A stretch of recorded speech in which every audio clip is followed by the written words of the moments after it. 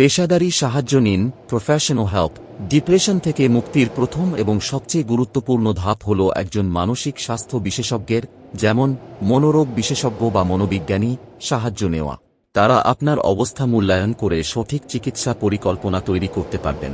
চিকিৎসার মধ্যে সাধারণত নিম্নলিখিত বিষয়গুলো অন্তর্ভুক্ত থাকে: থেরাপি বা counselling, therapy or counselling. Cognitive behavioural therapy, খবট, এটি আপনাকে নেতিবাচক চিন্তাভাবনা এবং আচরণগত প্যাটার্নগুলি চিনতে ও পরিবর্তন করতে সাহায্য করে। ইন্টারপার্সোনাল থেরাপি, অ্যাক্ট, এটি আপনার সম্পর্কগত সমস্যাগুলি এবং সেগুলির কারণে সৃষ্ট মানসিক চাপ মোকাবিলায় সহায়তা করে। বিহেভিওরাল অ্যাক্টিভেশন, বিহেভিওরাল অ্যাক্টিভেশন, এটি আপনাকে এমন কার্যক্রমে জড়িত হতে উৎসাহিত করে যা আপনার মেজাজ উন্নত করতে পারে।